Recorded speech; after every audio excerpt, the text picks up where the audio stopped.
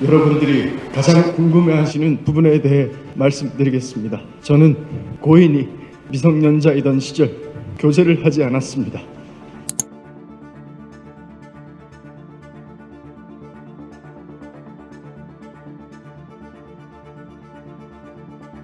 먼저 죄송합니다. 저 한 사람 때문에 너무 많은 분들이 고통받고 있는 것 같습니다.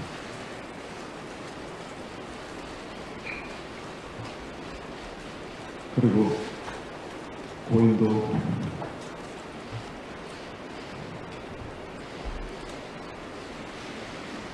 편히 잠들지 못하고 있는 것 같아서 안타까운 마음뿐입니다.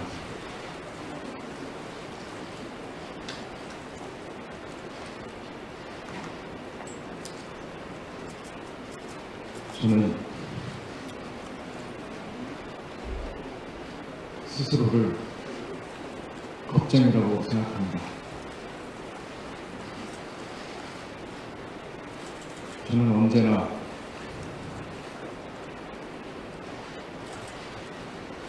가진 것을 지키기에만 급급했던 것 같습니다. 제게 오는 호의조차 믿지 못하고 항상 무엇을 잃을까, 피해를 볼까 무서워하고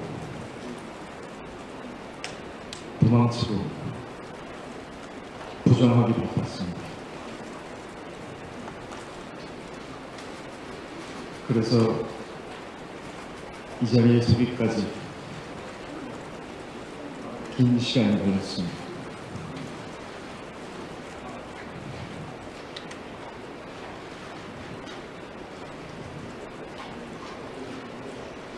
그냥 처음부터 이 자리에서 모든 걸 다 이야기했으면 어땠을까 하는 생각을 했습니다. 그랬으면 저를 사랑해주신 팬분들, 이 기자회견까지 말할 수 없이 애써주신 회사 식구분들 다 이토록 괴롭지는 않지 않았을까.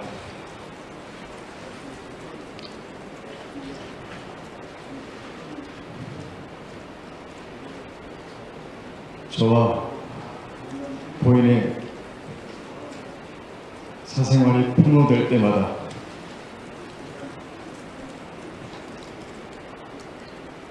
내일은 그냥 다 이야기하자. 직접 말하고 이 지옥 같은 상황을 끝내자는 생각을 계속 했었습니다.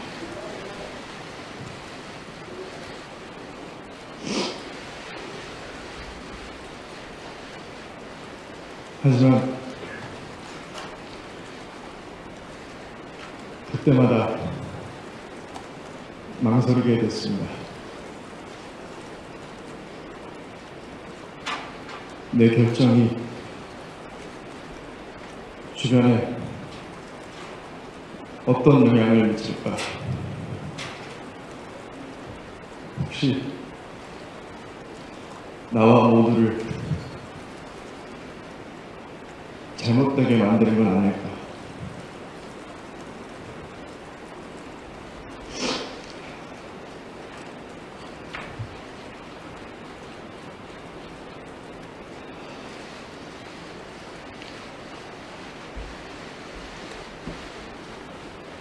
눈물의 여왕 방영 당시에 고인이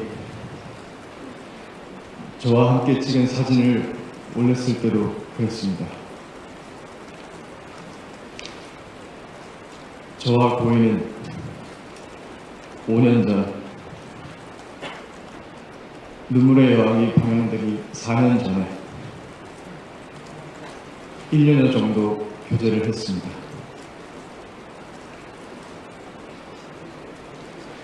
하지만 그때 저는 교제 사실을 부인했습니다.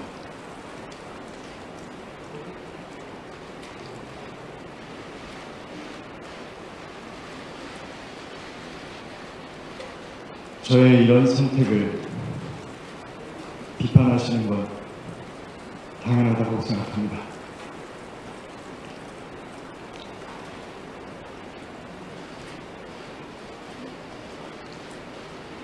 지금 저와 고인 사이의 일들에 대해 제가 말하는 것들을 믿지 못하겠다고 하셔도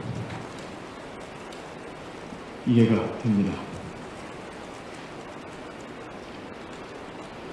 그렇지만 제가 이 자리에서 이렇게 말씀드릴 수 있는 기회는 단 한 번뿐이니까 한 번만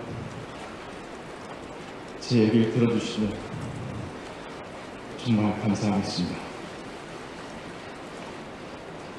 여러분들이 가장 궁금해하시는 부분에 대해 말씀드리겠습니다. 저는 고인이 미성년자이던 시절 교제를 하지 않았습니다. 그리고 고인이 저의 외면으로 인해 또 저희 소속사가 고인의 채무를 압박했기 때문에 비극적인 선택을 했다는 것 또한 사실이 아닙니다.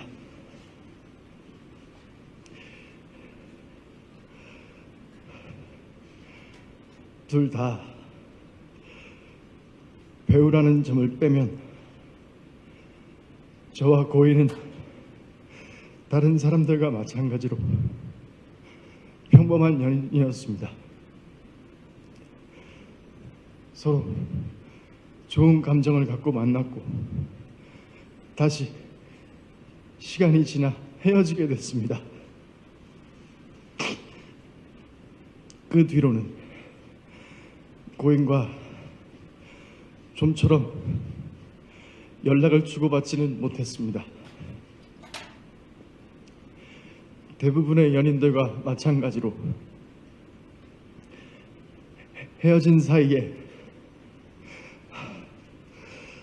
따로 연락을 주고받는 건 조심스러운 일이었습니다. 둘 다 많은 사람들에게 얼굴이 알려진 배우이기도 했고 고인이 저와 같은 소속사에 있었을 때는 고인이 어떻게 지내고 있는지 어느 정도 알고 있던 입장이라 더 그랬습니다. 그래서 고인이 음주운전 사고를 겪었을 때도 쉽게 연락할 수 없었습니다. 고인의 유족을 대변하는 유튜브 채널에서 고인의 마지막 소속사 대표가 음주운전 사건 당시 고인이 저 때문에 힘들어했다는 이야기를 하는 것을 들었습니다. 하지만 그때 고인은 다른 사람과 사귀고 있었던 것으로 알고 있습니다. 그렇기 때문에 그런 상황에서 제가 고인에게 어떤 연락을 하는 것이 참 조심스러웠습니다. 이미 각자의 삶을 살고 있는데 뭐라고 무슨 말을 해야 할지 몰랐습니다. 우선 이 음성을 한번 들어주시기 바랍니다. 유족이 저와 고인의 관계를 폭로한 이후에 유족의 입장을 전달하는 유튜브 채널에서는 고인의 마지막 소속사 대표의 증언을 공개했습니다. 폭로가 되고 나서 새롭게 녹음한 통화로 이분은 저희 소속사가 고인과의 채무 관계에 대해 2차 내용 증명을 보내 고인에게 채무에 대해 압박한 것처럼 말했습니다. 하지만 1년 전 당시 제 소속사 대표와 통화에서는 전혀 다른 말을 하고 있습니다. 한번 들어봐 주시길 부탁드립니다. 네, 통화 잠시 괜찮으십니까? 네, 그럼요. 네. 저희 그 변호사님 측에서 말씀드린 거 내용 증명이 하나가 더 갈 거래요. 네네네. 근데 뭐 그건 제가 보내드릴 건데 그냥 문자로. 네네. 네네. 그래서 뭐 놀라지 마시고 그냥 행정 네. 절차상 네네. 저희가 이제 보낼 수밖에 없는 거거든요. 제가 안 보내면은 제가 네. 배임이에요. 네네. 네, 그래서 이제 절차상 답변이 없어서 또 보낸 부분이니까 네. 너무 놀라지 마시지 않아도 되고 네. 그다음에 이제 뭐 답변서 부분에 있어서 뭐 기간을 러프하게 잡으셔서 뭐 어떠한 네. 기간 내에 이렇게 뭐 갚아 나가려고 한다라고만 네네네네네. 보내주시면 네네. 저희도 이제 그런 부분에서 뭐 회사 준법 전신에 위배되지 않게끔 저희도 행정 절차상 뭐 이렇게 오고 가고 한 거잖아요. 네네네네. 예. 근데 이걸 뭐 구두상 뭐 제가 뭐 천천히 갚아주세요 뭐 이렇게 할 수는 없어요. 제가 네네, 배임이라. 그럼요. 예. 회사인데 회사인데. 예. 예. 그래서 이제 그런 부분들을 좀 새로운 씨한테도 잘 설명을 해주셨으면 좋겠고. 네.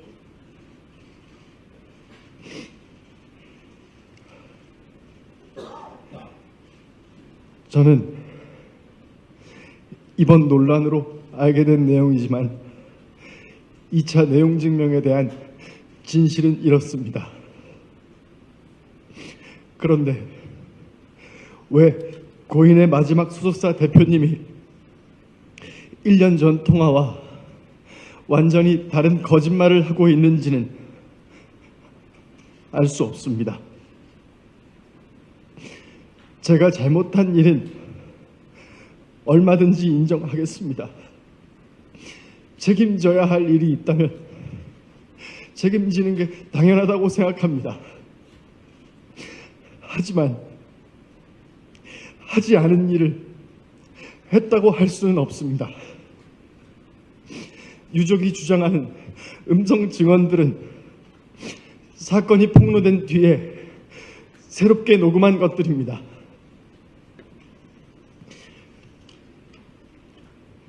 유족이 처음에 공개한 카톡 내용도 마찬가지입니다. 이 카톡은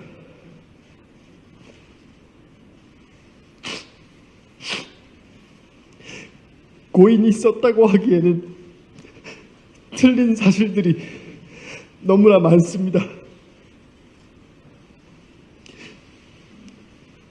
2016년 사진이라는 것도 2019년 사진이었습니다.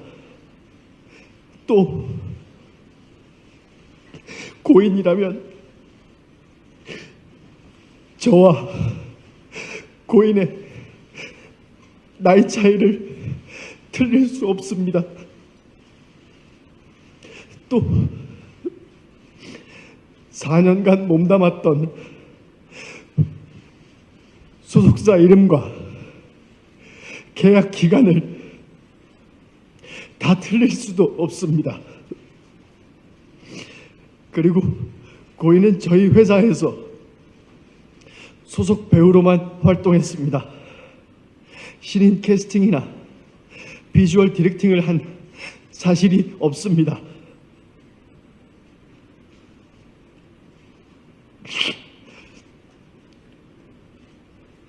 유족은 얼마 전 기자회견을 통해 저와 고인이 나눴다는 카톡 대화도 공개했습니다. 그리고 그 유튜브 채널에서는 2016년에 있는 카톡에 있는 발언들을 증거로 저에게 소아성애자, 미성년자 그루밍, 이 같은 프레임을 씌우고 있습니다. 그러나 2016년 카톡과 2018년 카톡에서 고인과 대화하고 있는 인물들은 서로 다른 사람입니다. 저는 이 사실을 증명하고자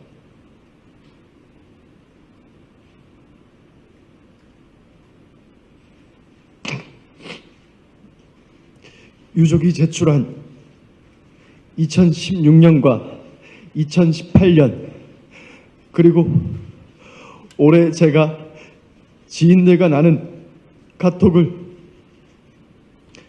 과학적으로 진술을 분석하는 검증기관에 제출했습니다. 그 결과 해당 기관은 보시는 것처럼 2016년과 2018년의 인물이 같은 사람이 아니라는 결론을 내렸습니다. 지금 이 순간에도 저만 바라보고 있는 제가 책임져야 할 사람들도 있습니다. 저는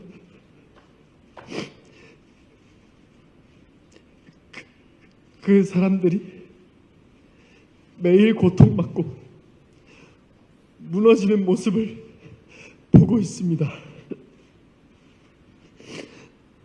오늘은 또 무엇을 폭로하고 외국께서 저를 살인자로 몰아갈지 두렵습니다.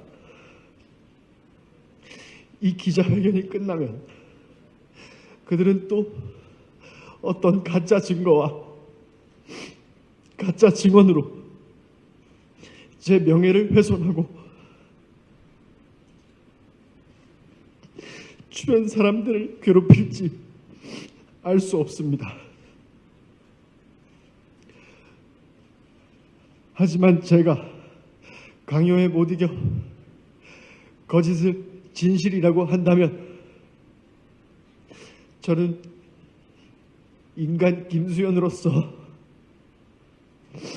뿐만 아니라 스타 김수현에게 믿음과 사랑을 준 모든 분들을 배신하게 됩니다. 그분들에게 여러분은 인간 쓰레기를 좋아했다고 김수현에게 속은 거라고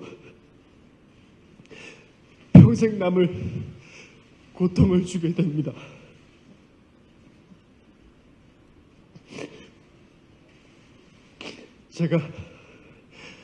제가 아무리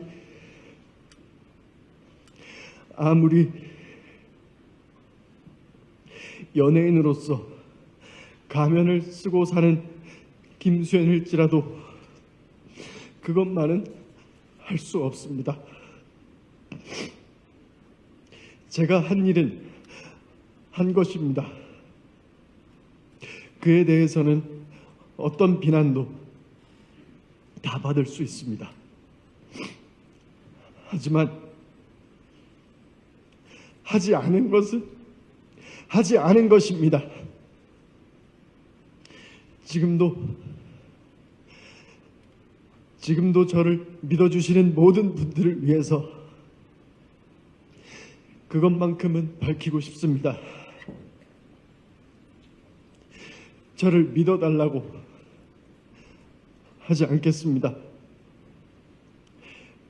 꼭 증명하도록 하겠습니다. 감사합니다.